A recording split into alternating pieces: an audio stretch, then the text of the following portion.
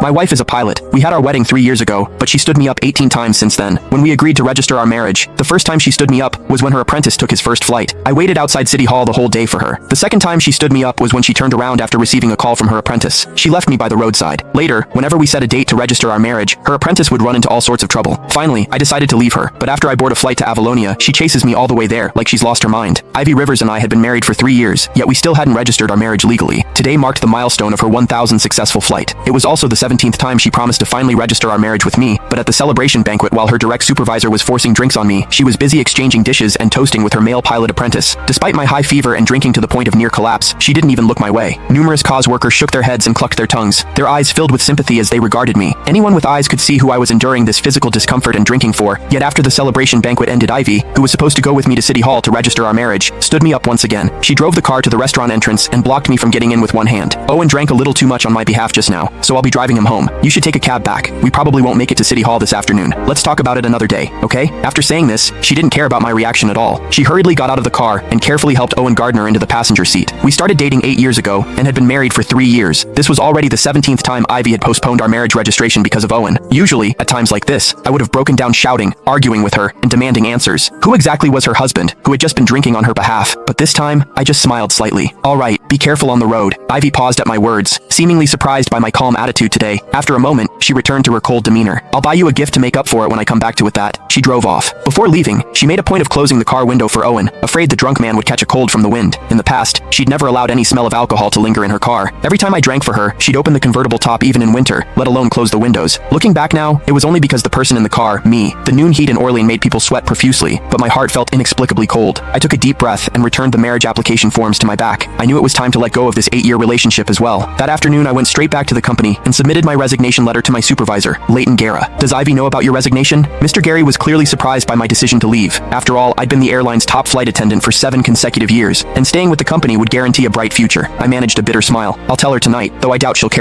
These past few years you two flew new routes to get together, and won company awards together. The CEO even attended your wedding personally 3 years ago. Everyone was so envious, but I suppose Mr. Guerra trailed off with a long sigh, his voice full of regret. Yes, those were indeed beautiful memories, but memories were just memories. We could never go back. After submitting my resignation, I returned home around 10 p.m. The house was eerily quiet and empty. On my phone, a social media post from Owen popped up because he'd specifically tagged me. The caption read, "Special, thanks to my beautiful mentor for staying by my side all afternoon as a thank you. I'm taking her to Marcus Vay's concert tomorrow. Looking forward to it." I knew then that Ivy, who'd said she'd come home at noon, wouldn't be returning. This had happened too many times in our 3 years of marriage. After making myself a simple bowl of